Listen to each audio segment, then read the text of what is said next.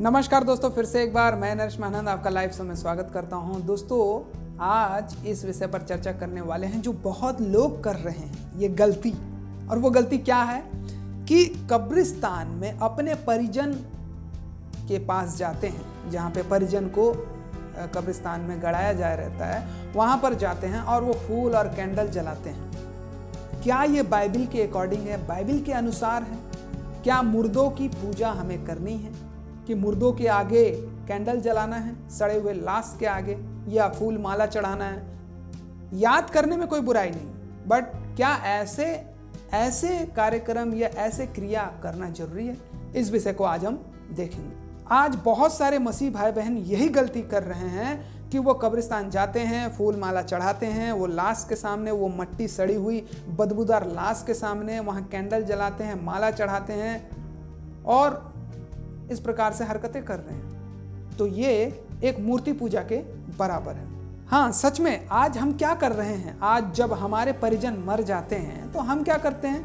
कब्रिस्तान ढूंढते हैं, कब्रिस्तान ले जाते हैं, कब्रिस्तान में गड़ाते हैं और उसके बाद बहुत महंगे पत्थर ग्रेनाइट से उसे सजाते हैं। उसके कब्र को अच्छे से सजाते हैं, नाम वाम नेम प्लेट वगैरह लगाते हैं, कब पैदा हुआ था, कब मरा था, कैसा है, क्या है, हम सब लिखते हैं। और यहाँ तक के तो कोई अपने लिए ये भी सोच बैठता है कि मेरी पत्नी यहाँ मरी है तो मेरे को यहीं गढ़ाना बाजू में। देखो थॉट, देखो उनका जो सोच है कितना मतलब नासमझी और बेवकूफ़ी जैसे सोच है कि मेरी पत्नी के आगे मुझे गढ़ाना, मतलब मैं मरा तो नहीं हूँ, मैं बुजुर्ग हूँ, अभी मैं मरने वाला हूँ, मेरी पत्नी तो मर गई है, तो बाजू में और एक गड्ढा ले करके रखो, पहले से रेंट में ले लिए रहो, उसका पैसा पटा दो और जब मैं मर जाता हूँ तो बाजू में मेरे को गड़ा देना और दोनों कब्र को जोड़ देना एक साथ, ताकि मैं और मेरी पत्नी दोनों जन कब्र में हम बातचीत किया करेंगे, चैट किया करेंगे, है ना। ऐसे ही मूर्खता रूपी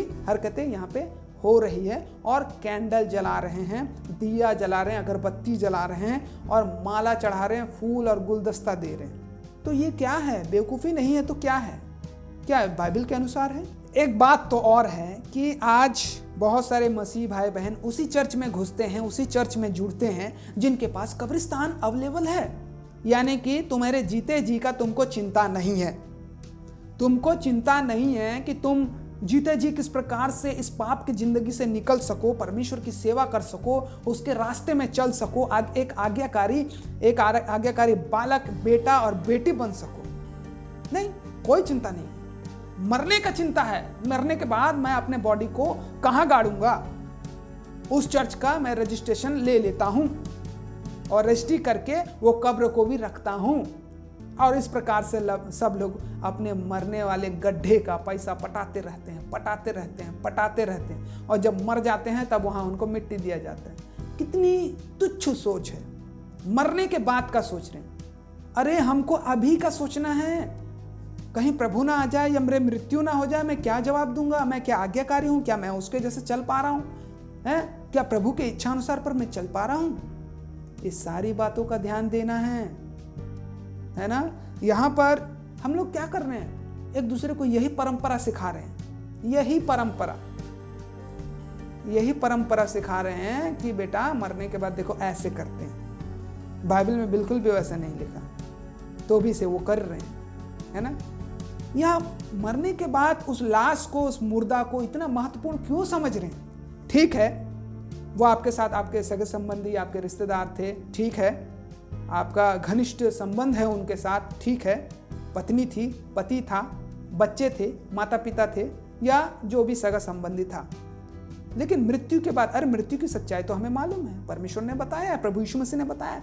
लेकिन मृत्यु के बाद उस लाश का क्या करना है? कितने सारे लोग बोलते हैं अरे लाश को जला देने से ठीक नहीं है, बाइबल में लिखा है मिट्टी मिट्टी में मिल जाए। अच्छा, और जहां दूसरी जगह अगर समुद्र में आप डूब गए, आप मर गए, तो क्या आप स्वर्ग नहीं जाएंगे? समुद्र में आपको जानवर खा दिया, या जंगल में शेर खा दिया आपको, या आप किसी गाड़ी से कुचले गए, या जो भी हुआ आपके साथ, या जला दिया, फेंक दिया, काट दिया, मार दिया, क्योंकि आप तो कृष्ण गड्ढे में गए नहीं, कब्रिस्तान में गए नहीं, तो यहां लाश का कोई महत्व नहीं है, मरे हुए लोगों का कोई महत्व नहीं है।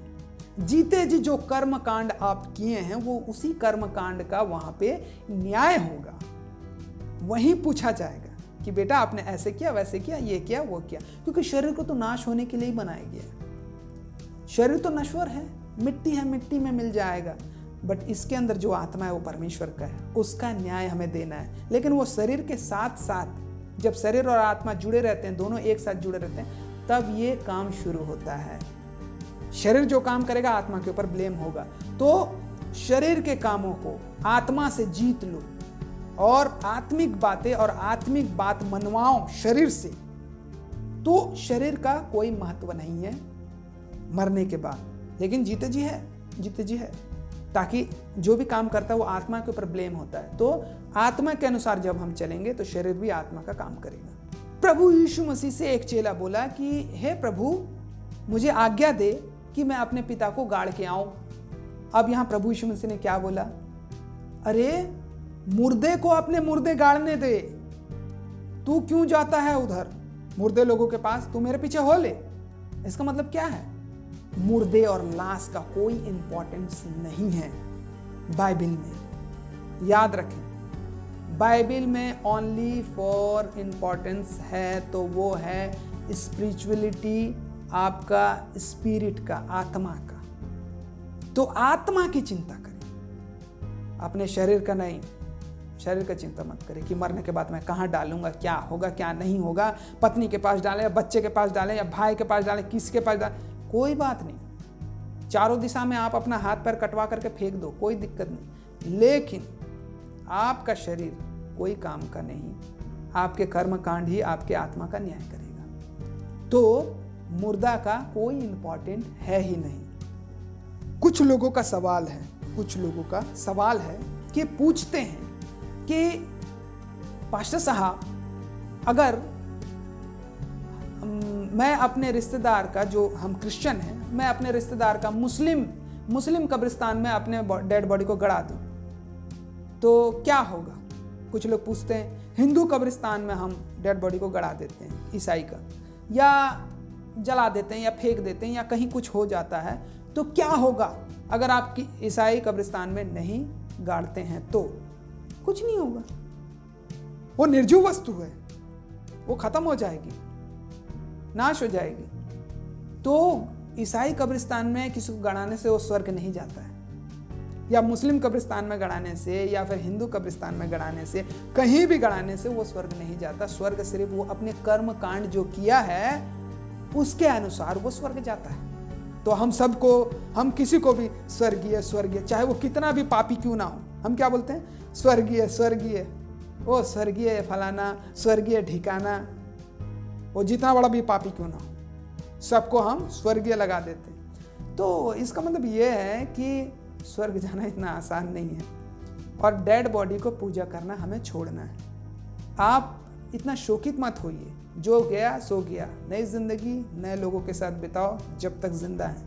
क्योंकि वहाँ पर भी हम किसी को हम देखेंगे जरूर कि ये हमारी पत्नी है, हमारा पति है, हमारा भाई है, हमारा रिश्तेदार है, परिवार है, ऐसे देखेंगे, बट वहाँ पे कोई किसी का न्याय नहीं करेगा या कोई किसी के कर्मों का सजा नहीं भुगतेगा। जो कांड किया है वो उसी के कर्मों का सजा भुगतेगा। तो मरे हुए लोगों को दिलचस्पी छोड़ करके जीवित लोगों के साथ दिलचस्पी बढ़ाओ और परमेश्वर के जीवित वचनों के अनुसार चलो, ना कि अपने इच्छा अनुसार, है ना। तो मुर्दों की पूजा करना बंद करो, फॉर्मेलिटी और परंपरा और रीति रिवाज करना बंद करो बाइबल के अनुसार। बाइबल ये सब पाप है कहती है। हम किसी मुर्दे का पूजा नहीं कर सकते, कैंडल नहीं जला सकते, उसके आगे माला नहीं चढ़ा सकते, अगरबत्ती या दिया दुनियादारी नहीं कर सकते, क्योंकि हम में और हिंदुओं में कोई फर्क नहीं रहेगा। जो मूर्ति पूजा करते हैं उन लोगों में और हम में कोई फर्क नहीं रहेगा। तो इस बात को हम गौर करें और जानें। और अपने मरने के बाद मैं कहाँ गाड़ा जाऊँगा इसका चिंता मत करो, इसका चिंता मत करो, कहीं भी आपको जगह मिल जाएगा, बहुत बड़ा जगह है दुनिया में। तो आज्ञाकारिता में ध्यान दो, परमेश्वर का बेटा बेटी बनने के लिए उसके इच्छा अनुसार पर चलने का कोशिश करो। तो दोस्तों आज के लिए इतना ही, हम फिर से नए सब्जेक्ट के साथ आपके पास आएंगे। तब तक के लिए हम आपसे अलविदा लेना चाहते हैं। परमेश्वर आप सभी को आशीष दे। नमस्कार, गुड बाय।